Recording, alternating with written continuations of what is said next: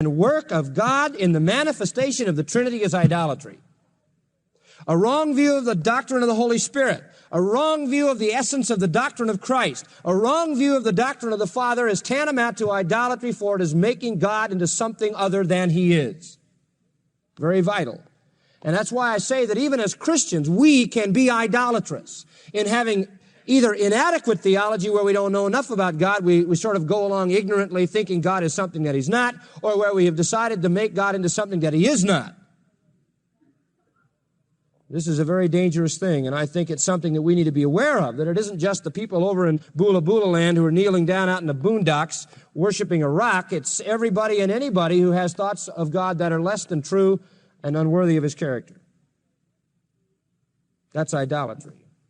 It constitutes slander. It constitutes libel. And consequently, we have made a God who isn't God, and that's idolatry. God doesn't want to have to compete with somebody else who isn't Him but has His name. All right, a second thought. Idolatry is also worshiping the true God in the wrong way. Idolatry is worshiping the true God in the wrong way. To give you an illustration of this, we need to only remind you of our study when we were earlier in the 10th chapter of 1 Corinthians and discussed Israel. We discussed the fact of making the golden calf, remember? In Exodus 32. And we said that in the first 6 verses of Exodus 32, when they made the golden calf, it was a calf that was made, believe it or not, to be a representation of the true God. They were representing the God who brought them out of Egypt. They were worshiping the right God, but in the wrong way, you see? There's a lot of that going on. Believe me, there's a lot of it. There are people today who are worshiping the true God in the wrong way. One way to do that is to worship the God of truth with emotion void of truth. You know what I mean by that? To worship the God of truth, you must worship Him in spirit and in truth. But there are many people who just let their emotions go bananas and they call it worship and it has no orientation toward truth. To worship the true God in the wrong way would be to create around the worship of God so much spiritual mogus and falderall and hocus pocus and stand up, sit down and light this and bend over and do this that you've lost the reality of it. And instead of worshiping the God, you have substituted the form and you have a mindless kind of worship. There are all different ways to worship the true God in the wrong way. And they did it there by making a molten image to represent the true God. It says, Aaron said to them, now that the thing is made, let us declare a feast unto Jehovah, he says. In Psalm 106:19, yes, they made a calf in Horeb and worshiped the melted image. Now listen to this verse. Thus they changed their glory into the similitude of an ox that eats grass. Now, who is the glory of Israel? Who is it? Who is their glory? Well, it's God, Jehovah God. They changed God into an ox. Now, God is not an ox.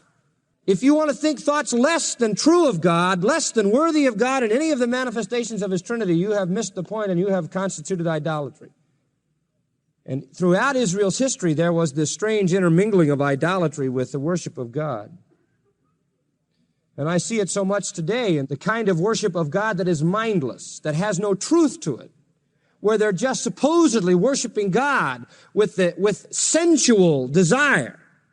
It's sensual worship. When you do not worship God out of truth because you have no truth, then you tend only to worship God out of your senses, and you have a sensual worship, and that translates easily into the kind of pagan worship we know in the history of the world, right?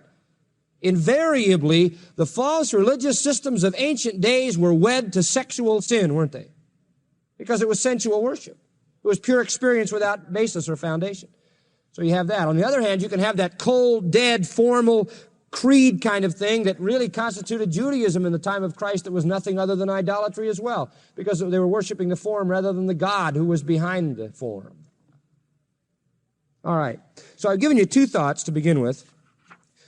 Idolatry is libel on the character of God. Secondly, idolatry is worshiping God in the wrong way. Thirdly, now I'll give you some specifics on idolatry to help you to define it. Idolatry is worshiping any image.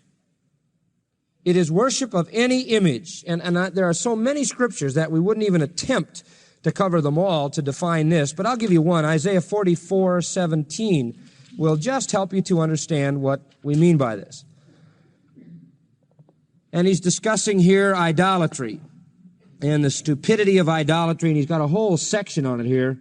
They make a carved image, verse 9, and all of this. And they form a god, verse 10. And he goes on and on. He describes how they do it, how they build it, how they put it in the fire, and so forth. Verse 15, he makes a carved image. He falls down to it. He burns part of it in the fire. With part of it, he eats flesh. He roasts a roast and is satisfied. He warms himself, and so forth. Verse 17, and the residue of it, he makes a god, even his carved image. He falls down unto it and worships it and prays to it and says, deliver me, for you are my God. Now, there's a perfect definition of an idol. The guy makes it in a fire. He sticks it on the ground. He bows down. He worships. He makes sacrifices. He says, you are my God. Do this, do this. That's idolatry. To worship any kind of image. We are not to worship an image of any kind. Don't ever substitute an image for the reality. The Bible is clear that we are not to bow down to images. I've heard people tell me many times that they have a picture of Jesus Christ over a little place where they always pray, and while they're praying, they always kneel before the picture of Christ.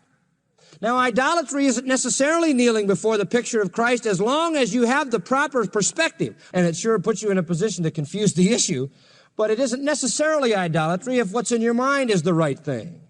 But still, we are not to worship images of any kind. To assume that there is some power behind some image is wrong. Now, let me give you another idea. Number 4, I'm just listing these thoughts. Idolatry is worshiping angels.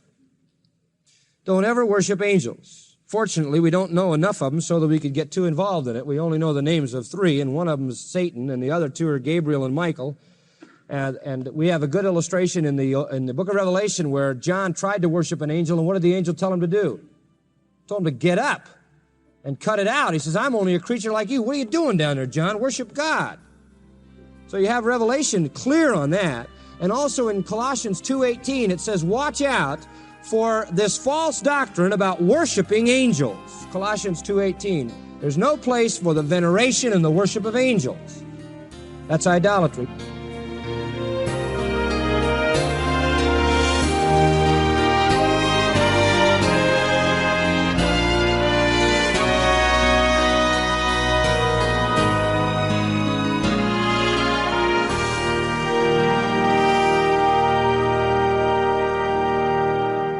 That's John Macarthur.